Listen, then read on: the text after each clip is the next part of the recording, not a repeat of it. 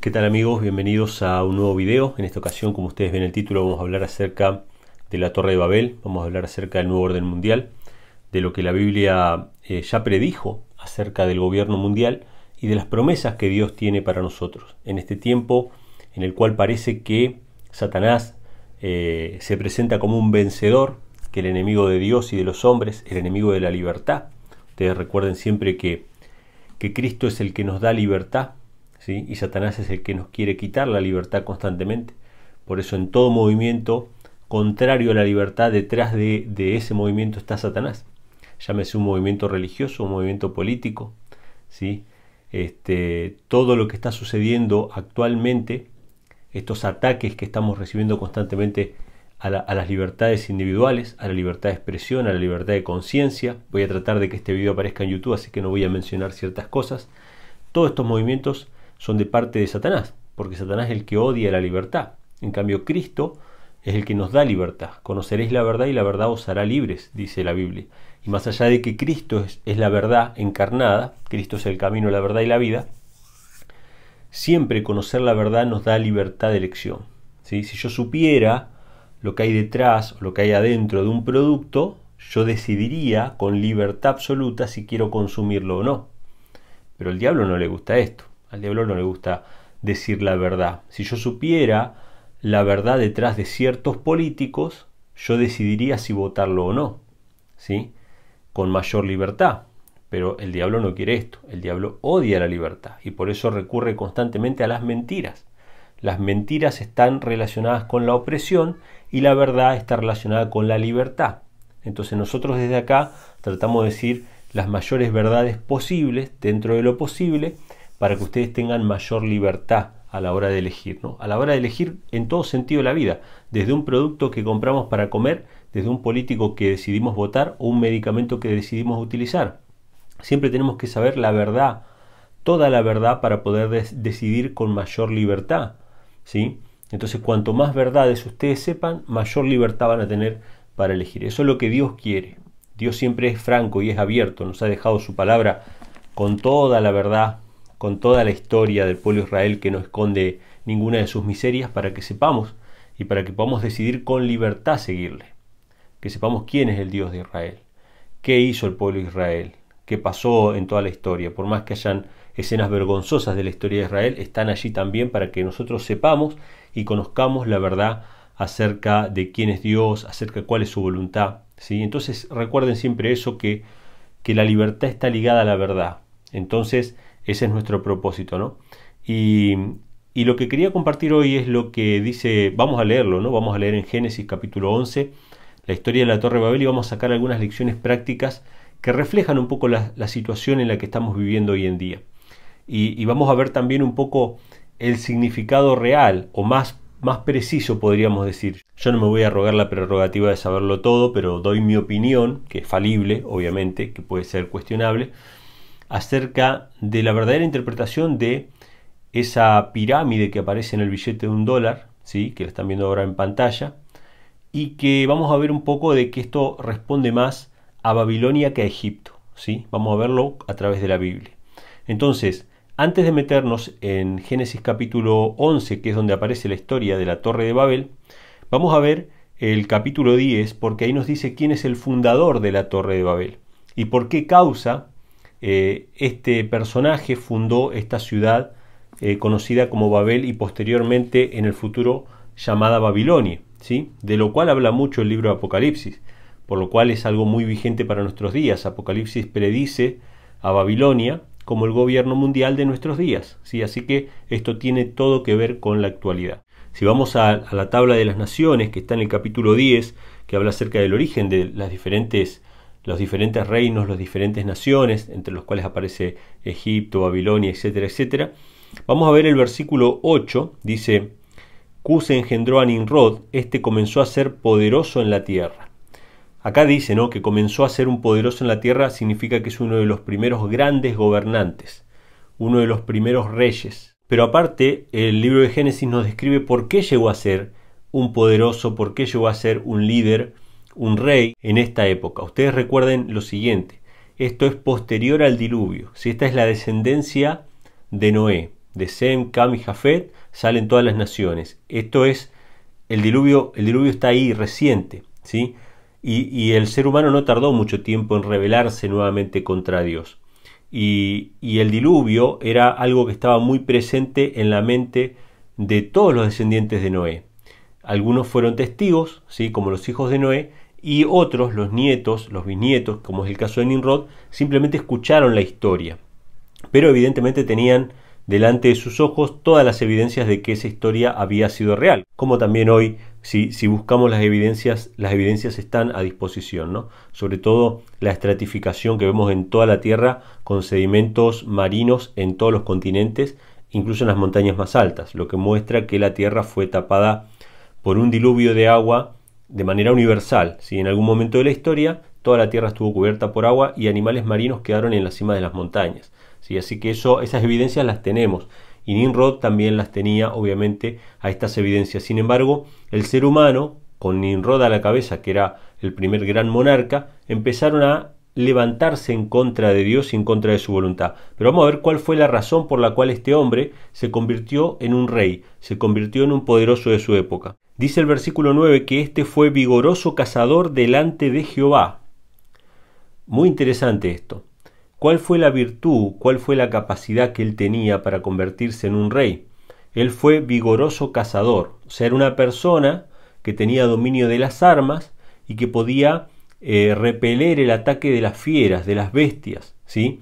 Ustedes piensen que en aquella época el ser humano estaba a merced, en cierta manera, a muchas criaturas que hoy en día están extintas o confinadas a ciertos reservorios naturales, ¿sí? Pero en aquella época uno convivía con todas estas bestias y una gran amenaza eran animales bastante grandes, ¿sí? Que tenemos en el registro fósil evidencia de que habían animales bastante grandes que podían ser una constante amenaza para el ser humano. De hecho, hasta la Edad Media, como hemos visto en un video anterior, tenemos registro acerca de grandes bestias o grandes saurios, ¿sí? Dragones, que aterrorizaban a las aldeas, aterrorizaban a los pueblos, y los que lograban matar un dragón eran considerados héroes, como es el caso de San Jorge, ¿sí? Que también es recordado hoy en día como aquel héroe que salvó a toda una aldea de las acechanzas de un dragón. Esa es una historia que está relatada como una historia verídica, ¿sí? No como una historia fantasiosa. Después el hecho de que se convierta en santo es otra cuestión. Pero nosotros tenemos registro histórico de que una de las grandes amenazas para el ser humano son los ataques de las grandes bestias, entre las cuales hay algunas que existen hasta hoy en día, como el caso de los leones, tigres, etcétera, animales que son realmente muy peligrosos para el ser humano, ¿sí? Incluso hasta los lobos pueden ser muy peligrosos para el ser humano. Entonces, evidentemente, ser un vigoroso cazador en aquella época y tener el dominio de las armas y poder proteger a una comunidad de los ataques de ciertos animales le dio a este hombre la fama suficiente como para poder erigirse en rey. Vamos a ponerlo en otras palabras para ver la aplicación actual. Él les ofrecía protección a cambio de lealtad, ¿sí? Él les ofrecía protección, yo los voy a cuidar, yo les ofrezco seguridad y ustedes me dan su lealtad. Obviamente en aquella época estos reyes se erigían como dioses, ¿sí? Por eso es que el creador de los cielos, pasado muchos siglos, aún no quería que el pueblo de Israel tuviera reyes, ¿sí? Esto ya lo vimos en un video anterior, porque los reyes se erigen como si fueran dioses. Entonces Dios siempre se opuso a la existencia del Estado como tal. Pero en este caso este hombre no solamente era vigoroso cazador, como nos dice el versículo 9, sino que dice, fue vigoroso cazador delante de Jehová. Y este delante de Jehová en realidad no era que estaba en la presencia de Jehová o que andaba en sus caminos, sino que se oponía a Jehová, que iba contrario al designio de Dios. Se convirtió en una persona influyente, en una persona poderosa, porque les ofrecía protección al pueblo, pero era contrario a los designios de Dios. Como obviamente Dios posteriormente manifestó que estaba en contra de los reinos o de los reyes como tenían las naciones. Entonces sigue el texto diciendo, por lo cual se dice, así como Nimrod, vigoroso cazador delante de Jehová. O sea, él fue tan famoso que formó parte de un refrán, ¿sí? Como se dice, como se suele decir, así como Nimrod, vigoroso cazador delante de Jehová. O sea que él fue una persona realmente muy famosa. Y dice, y fue la cabecera de su reino Babel, Erec, Akkad y Calne, en la tierra de Sinar. O sea, el reino principal o la cabecera de su reino fue Babel. Entonces ya tenemos acá la información de quién fundó esta torre de Babel o esta ciudad de Babel en contra de los designios de Dios. Fue Nimrod, ¿sí? Que pasó a formar parte de la mitología y de las religiones de todos los pueblos paganos, incluso en Egipto mismo, ¿sí? Quien es considerado que es el mismo Osiris, que la historia de Egipto cuenta que Osiris fue asesinado y despedazado por su tío Set. En el caso de la historia bíblica sería su tío abuelo Set, ¿sí? Pero preserva el nombre de Set en la mitología egipcia, solo que Osiris vendría a ser el bueno y Set vendría a ser el malo en la historia egipcia, ¿sí? Pero en la historia bíblica Set era uno de los hijos justos de Noé, ¿sí? Vendría a ser el tío abuelo de Nimrod, y Nimrod sería el rebelde en la historia bíblica. Así que vemos que en las religiones paganas se han cambiado un poco los roles y se ha seguido o se ha adorado y convertido en dioses a los personajes que eran rebeldes en contra de Jehová. Pero bueno, vamos a ir al texto de Génesis 11, que es el texto en cuestión, que habla acerca de cuáles fueron los motivos y cuáles fueron los resultados finales de esta construcción de la ciudad de Babel y de la torre que supuestamente tenía que llegar hasta el cielo. Dice el versículo 1, tenía entonces toda la tierra una sola lengua y unas mismas palabras. O sea que ellos tenían una lengua universal, ¿sí? Algunos dicen que esa lengua era el hebreo. No sabemos en realidad, pero sí había una sola lengua, ¿sí? Todas las personas hablaban de una misma manera, que era la manera en que Dios les había hablado en su comienzo. Y aconteció que cuando partieron de oriente hallaron una llanura en la tierra de Sinar y se asentaron allí. O sea, encontraron un lugar que era perfecto, ¿sí? Para cultivar la tierra, para desarrollar las actividades agrícolas, para asentar allí lo que iba a ser el proyecto de un gobierno mundial, ¿sí? Ustedes piensen que toda la tierra, o sea, todos los habitantes de la tierra después del diluvio no eran tantos como hoy en día, y geográficamente estaban bastante concentrados, ¿sí? Así que la idea era hacer un gobierno mundial que iba a estar gobernado por un tirano, y el lugar que escogieron es Mesopotamia, ¿sí? Con los ríos que regaban esos lugares y convertían esa llanura en un lugar sumamente fértil, con abundancia, con todo lo necesario, así que allí comenzaron a construir esa ciudad. Y se dijeron, dice, unos a otros, vamos, hagamos ladrillo y cosámoslos con fuego. Y presten atención a este detalle muy importante. Les fue el ladrillo en lugar de piedra y el betún en lugar de mezcla. En otras versiones dice la brea o el asfalto, ¿sí? Evidentemente era un derivado del petróleo, que se usó en lugar de mezcla. En vez de argamasa usaron esta brea y en vez de piedras usaron ladrillos cocidos, ¿sí? Ladrillos de tierra. Y acá quiero hacer un alto y detenerme por un minuto en la historia, ¿sí? Y reflexionar un poco sobre esto. Cuando vemos el billete del dólar, que es muy famoso, nosotros vemos ahí la inscripción, lo vamos a poner en pantalla para que ustedes lo puedan ver, que aparece en la base la expresión Novus Ordo Seclorum o Nuevo Orden Mundial, ¿sí? Que es el intento actual de todas las naciones y de los reyes y los poderosos, sobre todo de la tierra, de formar un gobierno mundial totalitario, ¿sí? Por eso todo lo que estamos viviendo ahora es un preludio a ese intento de formar ese gobierno mundial, quitando libertades, ¿sí? Agilizando para que las organizaciones internacionales tengan más influencia en los países que los propios ciudadanos y que los propios gobiernos, ¿sí? Todo viene de arriba ahora, de la ONU o de otras organizaciones internacionales relacionadas con la salud, no la vamos a mencionar por las dudas. Así que todo está aceitado de esa manera, ¿sí? El gobierno mundial o el nuevo orden mundial es el deseo de los tiranos desde la época de Nimrod, que todo el mundo esté bajo mi dominio, a mi imagen y semejanza, y yo los voy a proteger a cambio de su lealtad y su adoración. Este es el propósito de Nimrod y el propósito de los tiranos de la actualidad. El nuevo orden mundial, y lo podemos ver en el billete del dólar, pero vemos también que hay una pirámide, ¿sí? Una pirámide exactamente igual que las pirámides egipcias, que está sin terminar, ¿sí? Y que aparece el ojo que todo lo ve allí, que vamos a mencionar también algo acerca de eso. Pero yo quiero llamar la atención a una cuestión. Cuando vemos esta pirámide, vemos que esta pirámide está construida con ladrillos trabados, como los ladrillos de construcción de la albañilería moderna.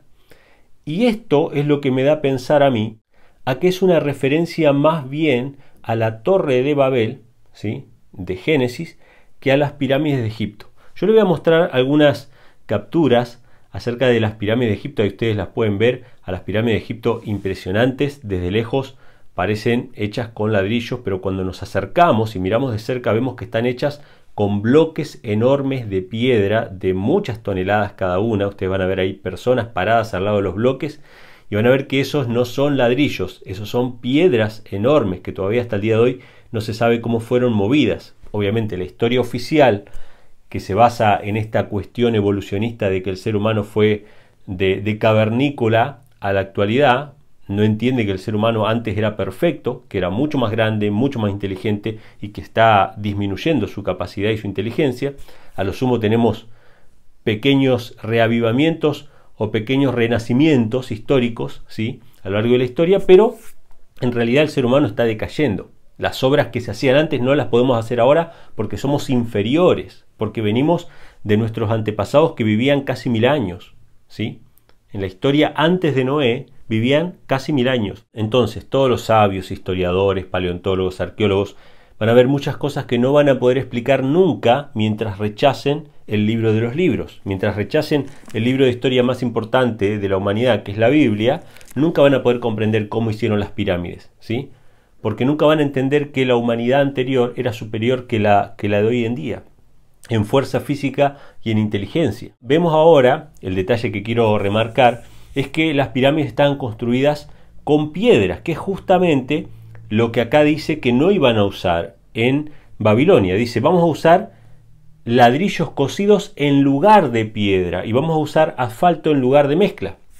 Más allá de que las pirámides no tienen mezcla o no tienen argamasa entre sus piedras, están simplemente trabadas, pero vemos que son piedras, no son ladrillos. Ahora les voy a mostrar lo que es un sigurat o una especie de pirámide o templo, una construcción propia de Babilonia o propia de la zona de Mesopotamia y no de Egipto.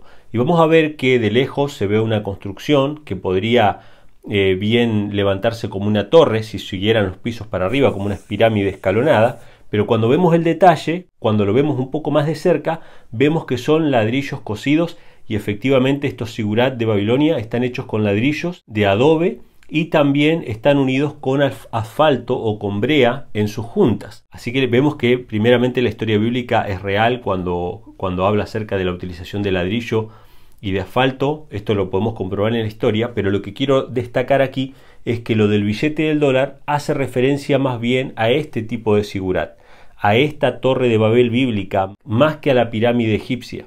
Y con esto no estoy descartando de que la naturaleza de las pirámides idolátrica o con un fundamento en una religión pagana no esté relacionado con los sigurat o con las construcciones babilónicas. Todas están relacionadas. Incluso las pirámides que aparecen en Mesoamérica o en otras partes del mundo tienen el mismo principio, ¿no?, de estas torres, estas construcciones dedicadas a la adoración de los falsos dioses, ¿sí? Pero lo que quiero destacar primeramente es que el billete del dólar del nuevo orden mundial muestra ladrillos, que según lo que se dice, estas 13 hileras de ladrillos que aparecen en esta pirámide representan a las 13 colonias fundacionales de los Estados Unidos, y el año 1776 que aparece en su base tiene que ver con la Declaración de Independencia de Estados Unidos. Lo interesante es que el año 1776, al mismo tiempo que Estados Unidos declaraba su independencia, en Alemania se fundaba la Sociedad de los Illuminati de Baviera. Esto lo he hablado quizá en algún otro video anterior, pero vale la pena mencionarlo, ¿sí? Y que pareciera no tener nada que ver esta pirámide con los principios protestantes de los padres fundadores de Estados Unidos, pero sí tiene mucho que ver con los principios masónicos de varios de los líderes de los fundadores de Estados Unidos, como el caso de George Washington y otros fundadores de la nación. Pero bueno, ahí tenemos la primera coincidencia. Esta pirámide del nuevo orden mundial está hecha con ladrillos, haciendo referencia a la Torre de Babel más que a las pirámides de Egipto. Más allá de que la forma es más parecida a las pirámides de Egipto, el hecho de que esté levantada con ladrillos nos muestra que es una referencia a Génesis capítulo 11, pero vamos a ver que las referencias no terminan ahí. Vamos a volver después a ver nuevamente esta imagen a lo largo del relato. El versículo 4 dice: y dijeron, vamos, edifiquémonos una ciudad y una torre cuya cúspide llegue al cielo y hagámonos un nombre por si fuéremos esparcidos sobre la faz de toda la tierra. Ellos quisieron hacer una ciudad que iba a ser la base, la capital de su gobierno mundial, una ciudad, obviamente hablamos de ciudades amuralladas, que es una protección también contra las amenazas externas.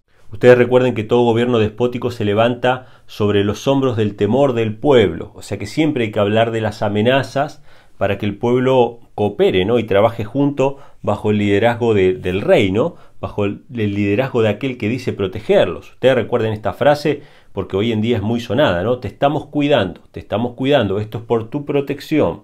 Esto que escuchamos constantemente no es ni más ni menos que la misma estrategia de Nimrod de que yo los protejo a cambio de su adoración, ¿sí? Es exactamente lo mismo. Así que esto aplica totalmente a nuestros días. Pero aparte de eso, de que era una ciudad amurallada, ellos dijeron, vamos a hacer una torre que llegue hasta el cielo. Y esto es muy importante, esto es muy interesante. ¿Por qué?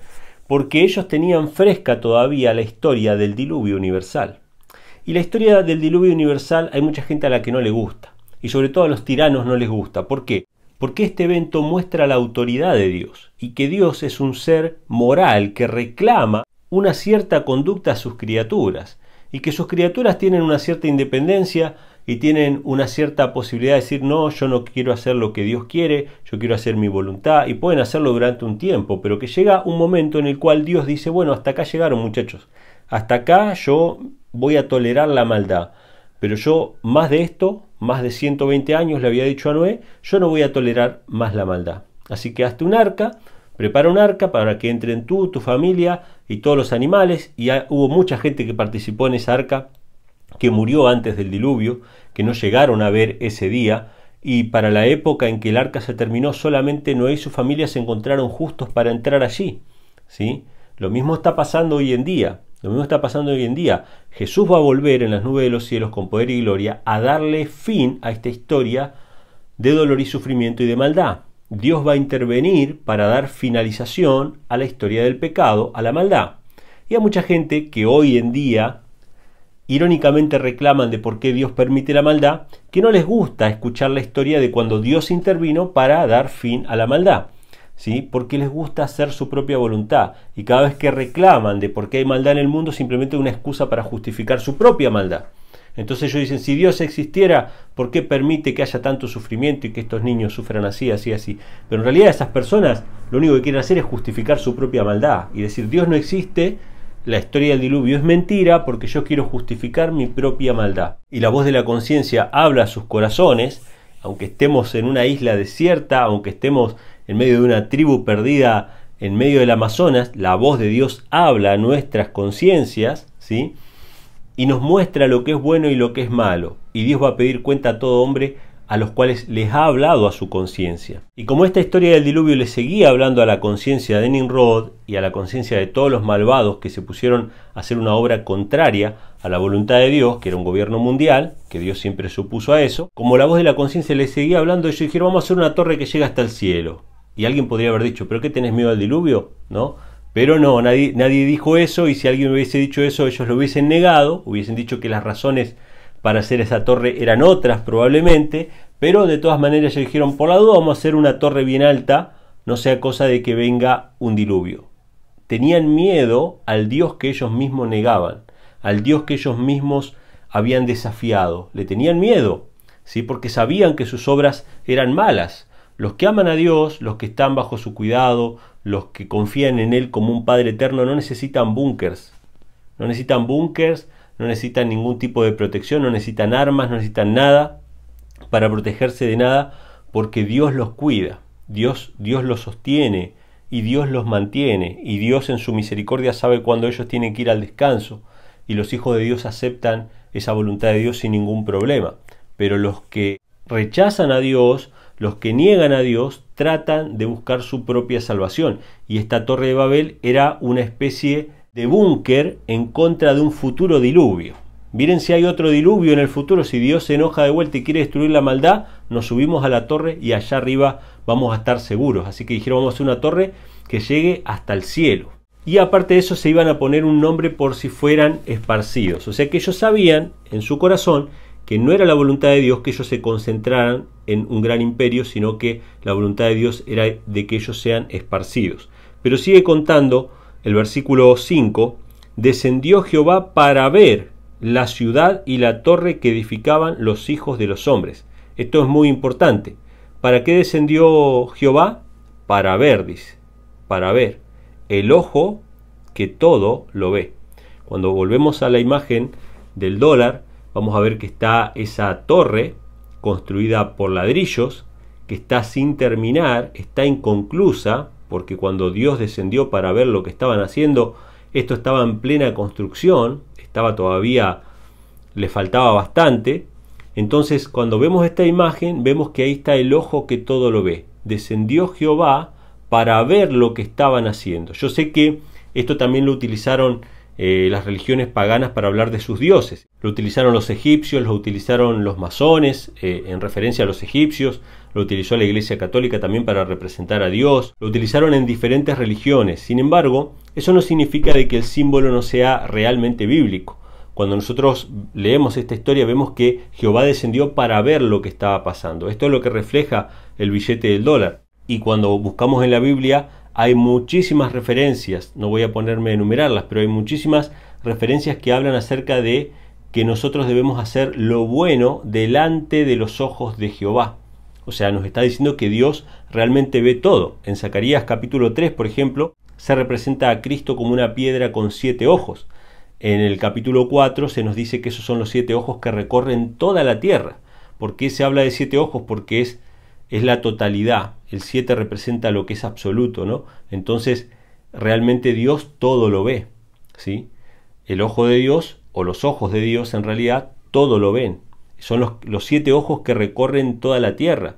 Y en Apocalipsis capítulo 5 se representa a Cristo como un cordero inmolado que tiene 7 cuernos y 7 ojos. ¿Por qué tiene 7 ojos? Porque Cristo todo lo ve, todo lo sabe. Es el poder y la sabiduría de Dios. Por eso los 7 cuernos que representan el poder también, ¿sí? Así que lo que podemos ver en el billete del dólar es la historia de la Torre de Babel. Es la historia del intento de Nimrod de crear un gobierno mundial, un gobierno totalitario, ¿sí? Y con el símbolo más importante de esta ciudad, que era la torre, en desafío directo al Dios del cielo, diciendo: aunque nos largues un diluvio, nosotros nos subimos a la torre y aún así podemos protegernos de un futuro diluvio o un futuro ataque de parte de Dios, ¿sí? Ellos se oponían a Dios y por eso esa torre. Así que vemos que tenemos varios elementos. Tenemos los ladrillos de la pirámide del billete de $1, tenemos el ojo, que es Jehová descendió para ver, ¿sí? Y tenemos la torre inconclusa, la tenemos sin terminar, la interrupción de la torre. Tenemos todos estos elementos. Sin embargo, en el billete del dólar, aparte de decir Novus Ordo Seclorum o Nuevo Orden Mundial, también dice Annui Coeptis, que significa nuestra obra será prosperada. Este es un nuevo desafío a Dios. Ellos están diciendo, en otras palabras, en forma de enclave, lo que Dios interrumpió en el Génesis, que Dios confundió las lenguas y nos dispersó por toda la tierra, nosotros lo vamos a conseguir igual. Nuestra obra va a ser prosperada. Vamos a conseguir un gobierno mundial en esta tierra, en este mundo, y nosotros lo vamos a llevar a cabo. Y ustedes pueden escuchar ahí las filmaciones de varios presidentes estadounidenses diciendo: esta es una oportunidad para un nuevo orden mundial. Cuando había una guerra, la guerra en el Golfo, esta es una oportunidad para un nuevo orden mundial.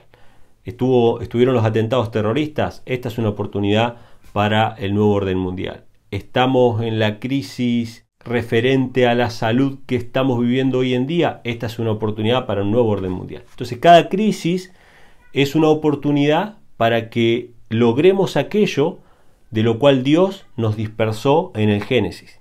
Esa es la proclama del billete de $1, poder conseguir ese gobierno mundial que se truncó, que se frustró en la época de Nimrod. Y el versículo 6 dice: y dijo Jehová, he aquí el pueblo es uno, y todos estos tienen un solo lenguaje, y han comenzado a obrar, y nada les retraerá ahora de lo que han pensado hacer. O sea, ellos tenían un solo propósito, un solo objetivo, y al parecer no había forma de disuadirlos con un profeta, con alguna amonestación indirecta. Dios tenía que intervenir directamente para frenar sus planes malévolos, ¿sí?, de querer dominar a todo el mundo, porque en realidad la intención era que Nimrod iba a dominar sobre todo el mundo en aquel tiempo. Y el versículo 7 dice: ahora pues descendamos y confundamos allí su lengua, para que ninguno entienda el habla de su compañero. Dios decidió que la mejor manera de dispersar a este pueblo rebelde, era confundir sus lenguas. A partir de este momento es que nacen todas las lenguas de la tierra, ¿sí? O todas las raíces lingüísticas de las lenguas actuales. Ustedes saben que hay una disciplina que estudia el origen de las lenguas, y hay algunas lenguas que no tienen una explicación materialista, digamos, por así decirlo, para su existencia, porque hay muchas lenguas que derivan de una sola, ¿sí? Podemos hablar del español, del portugués, del italiano, que derivan todas de las lenguas latinas, pero hay lenguas que no tienen una raíz visible, ¿sí? Que hoy se pueda decir, bueno, esta lengua deriva de esta otra y se fue deformando con el tiempo. No, hay muchas lenguas en la actualidad que no tienen una raíz clara. Evidentemente todo esto surge en la confusión de las lenguas de la Torre de Babel. Así que la manera que Dios hizo para poder dispersarlos y frustrar su intento de establecer un gobierno mundial en aquel tiempo fue la confusión de las lenguas. Y el versículo 8 dice: así los esparció Jehová desde allí sobre la faz de toda la tierra, y dejaron de edificar la ciudad. Por esto fue llamado el nombre de ella Babel, porque allí confundió Jehová el lenguaje de toda la tierra, y desde allí los esparció sobre la faz de toda la tierra. Obviamente el tiempo pasó, la población mundial fue creciendo y hubieron imperios mundiales. Estuvo el imperio de Babilonia ahí mismo, en ese mismo lugar de Mesopotamia, después el imperio persa, después el griego, el romano, ¿sí? Pero después de la caída del imperio romano, Dios predijo en Daniel capítulo 2, no vamos a leerlo ahora, pero Dios predijo que nunca más se iban a juntar las naciones como un solo reino, ¿sí? Después de la caída del imperio romano.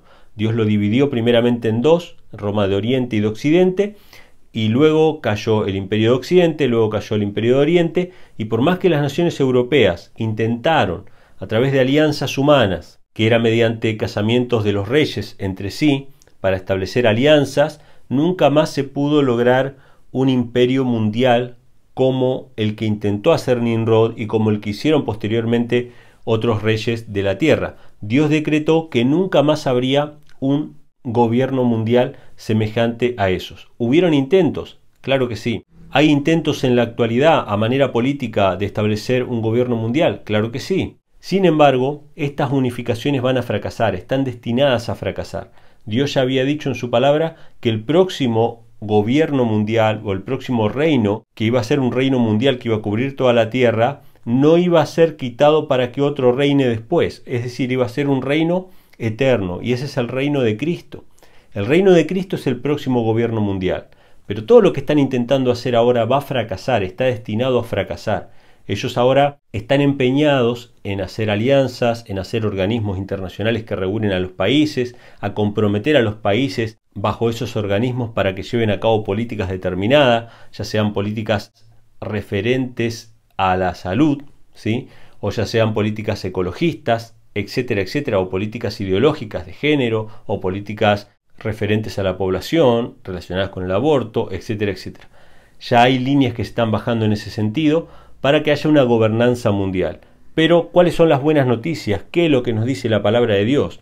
Que este gobierno mundial no va a poder subsistir. Va a ser un intento simplemente del ser humano de poder gobernar como en la antigüedad, como fue en la época de Roma, como fue en la época de Babilonia. Sin embargo, estos intentos no van a prosperar. Cristo va a intervenir con poder y gloria en su segunda venida, y todos los esfuerzos de los hombres por detener ese evento, ¿sí? Y todo el esfuerzo de los hombres por acelerar este gobierno mundial. Como escribió alguien por ahí, el castillo de naipes se va a caer.